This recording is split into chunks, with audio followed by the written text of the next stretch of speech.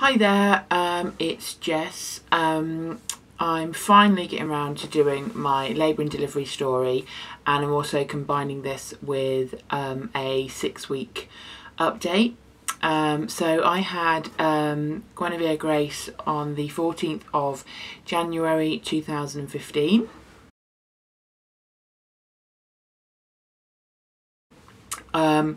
So I'll go into the labour and delivery story. I have got notes, so if you see me looking down at them, apologies.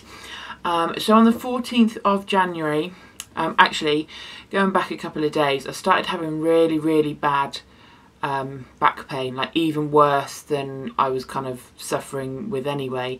It was kind of in my lower back and kind of coming around my front. It was really painful.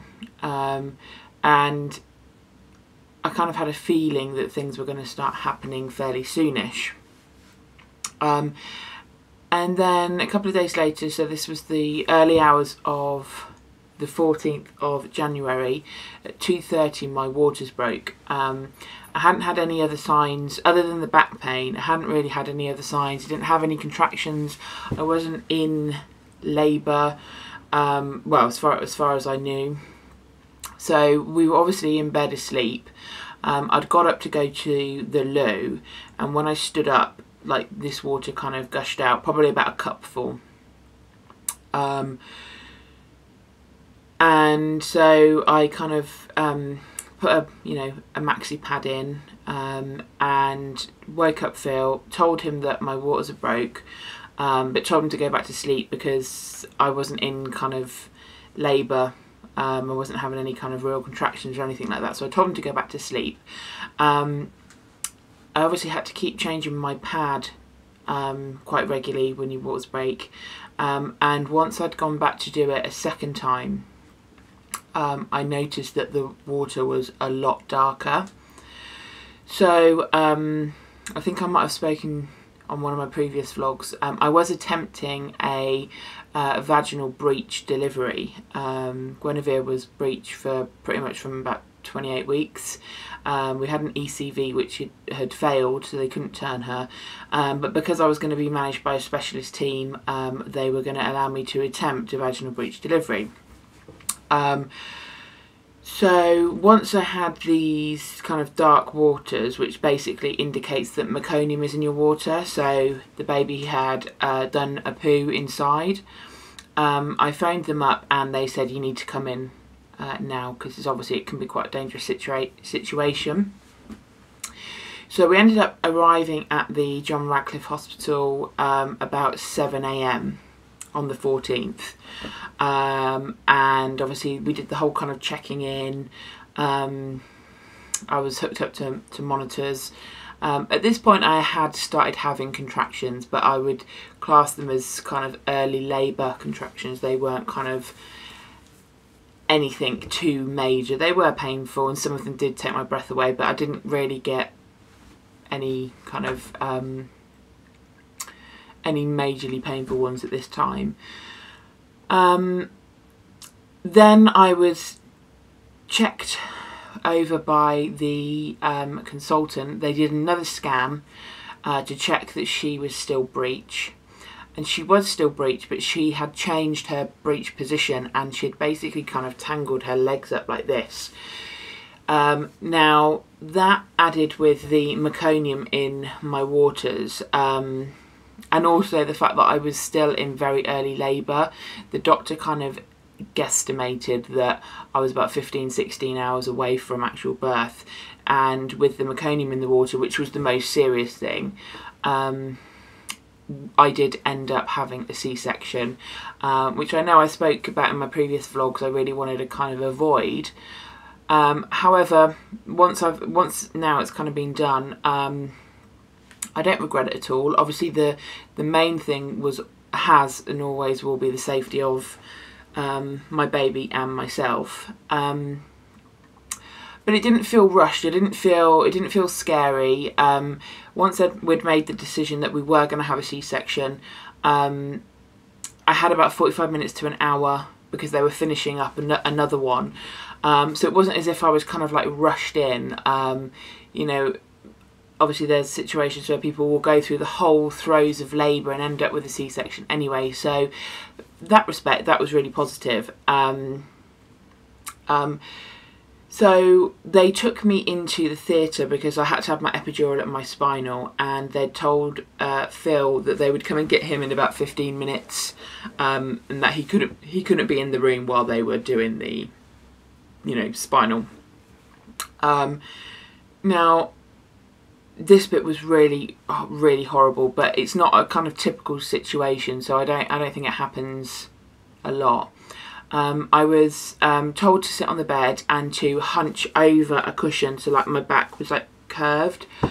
And the anaesthetist said, you know, it's really important now that you do not move a muscle because I'm inserting something into your spine. So straight away the fear factor like goes through the roof, because somebody's messing around with your spinal, you know, your spine. It's like quite a scary thing. So I was trying so hard not to move at all, and my contractions had, you know, I wasn't in, you know, having major contractions, but my contractions were there, so I was kind of, you know, trying not to move all the while kind of having contractions.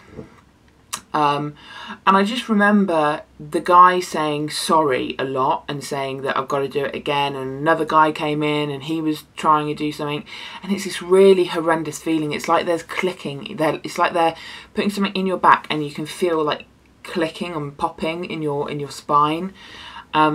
He kept saying sorry. I was crying, but I couldn't properly cry because obviously that would involve moving. The student nurse was kind of wiping my tears away for me, and it just seemed like an eternity had passed. Anyway, fast forward, Phil eventually came in. Once they'd got it all in and I was laying down, Phil came in. He looked white as a sheet. He said, "You've been in here over an hour." He said that he'd worn the tiles out in the room that he was in. He obviously, I don't know what he thought. He obviously thought, has something gone wrong, or are they doing the C-section without me there? He had no clue kind of what was going on. Anyway, so that bit was horrible. But then once I had the spinal and I was numbed, and the actual C-section procedure was fine, the surgical team at the John Radcliffe in Oxford are brilliant. Me and Phil both said how excellent they were. I can't remember the surgeon's name, but he was amazing. He was really kind. The anaesthetist guy was really nice, keeping me updated, keeping Phil updated. I just felt that I was in such good hands. The whole team, the nurses, all the other people that are in there. I mean, there's about, I can't remember exactly how many people. There's probably about 8 people in there, all with their different roles. And they do, you know, when they were starting the procedure, they introduced each person and what their job was. I mean, I can't remember what they were now, but yeah, they introduced everybody, and then they did the procedure. The actual having the baby come out only takes about 5-10 minutes, and then it's the putting you back together, stitching you up, that takes a bit longer. But Guinevere was born at 4:51 in the afternoon on the 14th of January. She weighed 6 pounds 6, so she was, you know, on the smaller end. It was the most amazing, I can't really put it into words. When they pulled her out, Phil took the most amazing picture. I'll try and pop it in somewhere here. But when they pulled her out, I obviously couldn't see them pulling her out, but as soon as I heard her cry, and then obviously they took her away. Phil went with her. They you know, weighed her, you know, wiped her up a bit, and then they gave her to me. And I just, I can't explain it. It's the most amazing feeling in the world. All of you that have had babies, you know what it is. And it sounds really cliche, and loads of people said it to me, you don't understand until you have a baby. You don't understand what real love is until you've had a child. And it is true. It's insane, this massive rush of love. and in a second your life totally changes. You know, you go through 9 months of pregnancy and you can do as much preparing as you can. I mean, I'm pretty organised. I've done loads of reading. We've pretty much prepared everything. But nothing prepares you for that moment. You cannot, no matter the excitement you feel through your pregnancy, you can't understand what that's like until you're in that moment, you've had that moment. So, yeah, so that's basically my labour and delivery story. There isn't much to it because it basically ended up as a C-section. I stayed in the hospital for 2 nights, which was actually really good, because one of the big things that I was worried about with the C-section was having to stay in hospital for days and days, because I didn't want to miss out any time with Phil and Guinevere, you know, us kind of bonding as a family. I just wanted to get home. So when I was in the hospital, I was making sure that I was walking around as soon as I could, making sure that all of the nurses and doctors could see me walking around. I was showering, went to the loo pretty quickly, kind of doing all that stuff, eating, everything. So I was able to go home after 2 nights, which was really good, because you can't sleep properly in a hospital. You're on a maternity ward. If your baby's settled and asleep, there's probably another 5 babies that aren't. You've got curtains that are kind of just separating you from other people. You can hear everything going on. And also you're in a little bed, not a lot of room. So yeah, I was just really pleased when we got home. So that's the labour and delivery story part of the vlog. And now I'll just do an update. This will be, I meant to do a 4-week update, but time just ran away with me. You obviously have to try and fit everything in during nap time. So Guinevere is actually 7 weeks tomorrow, which is a Wednesday. She was born on a Wednesday. So this is up until like kind of 6-week update. So obviously initially newborns, they sleep pretty much all the time. Where she's at the moment now is she tends to, in the day, feeding wise, it's every kind of like 2 to 3 hours. Well, no, actually it's probably about 3 to 4 hours in the day. This week has been a bit different because she's going through a growth spurt, so I tend to be feeding every kind of like 1 to 2 hours in the day, and then she'll have a longer nap later on in the afternoon.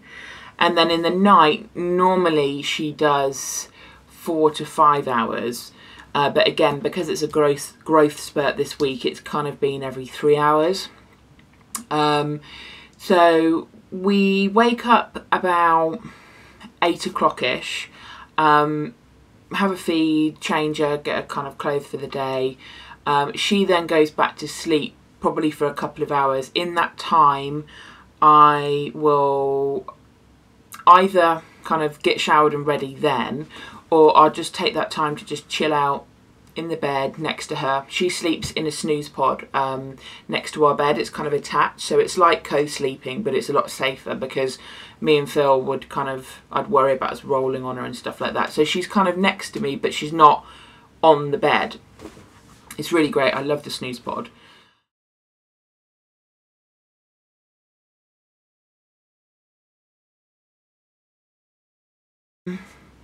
So yeah, so I'll either get ready and kind of get sorted straight away then, or I will kind of just chill out in the bed, read a bit of my Kindle, catch up on some blogs, watch YouTube videos, things like that, drink my coffee.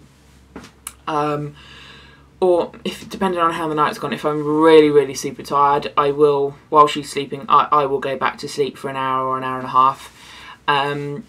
So yeah, so she tends to sleep then. Then she's, you know, we're awake, we're kind of feeding, nappy change, bit of playtime. She then usually has another nap around about 12:30 for about 45 minutes to an hour at the moment, and then her nap's been getting later now, so she went off to sleep today about 3 o'clock. So she's been asleep now for about an hour and a half. She'll probably sleep I'd say till about 6, but you never know. So it's this afternoon one is where I have the kind of longest chunk of time to kind of do stuff. So I tend to fit in things like, you know, cleaning, any work bits that I need to do, so writing blog posts. Obviously today I'm choosing to video my vlog, or sometimes I just won't do anything. I think, you know what, I just want to sit down and watch a couple of things on TV. Yes, that's kind of how the kind of sleeping and feeding is going at the moment. I'm exclusively breastfeeding. I am also pumping like 2 or 3 times a day, so that Phil can give her her last bottle at night, which is around about 10 or 11 p.m. Just so that he can do that bonding, give the feed, and also I can then have an hour kind of to myself. Although I have to pump anyway during that time, so it's not, I don't really actually get that time, but it's nice for Phil anyway.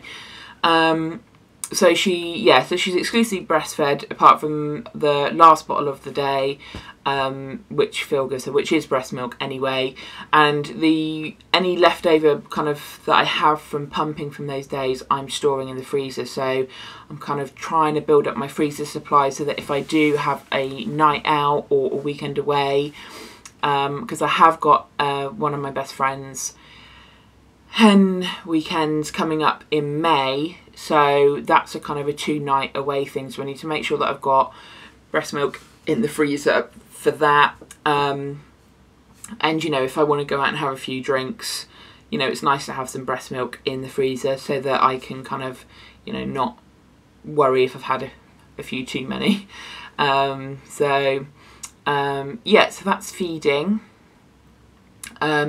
About a week ago, so when she started turning kind of 6 weeks, she started smiling properly, and she's smiling all the time now. She's such a smiley girl. She's so happy. She's such a contented baby. She gets a little bit grouchy in the evenings, and she does suffer with wind, quite a bit. So if her tummy's feeling a bit poorly, she will obviously, cry. But generally she's a really happy baby. She doesn't moan. She's really kind of finding her voice now. She's making these sounds, and she this morning she made a really high-pitched sound, and it took her she kind of frightened herself, and then after she'd done it, she keeps doing it now. So she's just finding different sounds that she can make with her mouth. She's really discovered her tongue, so she's kind of moving her tongue around, sticking it out all the time. It's getting a lot more interactive now. When they're newborn, it's not boring because you're kind of filled with love and you just want to watch them sleep all the time. But they are pretty much asleep for 20 hours of the day. And then when they're awake, they're literally awake for while you feed them and when you change their nappy, and then they're back asleep again. Whereas now she's getting more she's looking at you, she's interacting with you. You can play time, you do tummy time.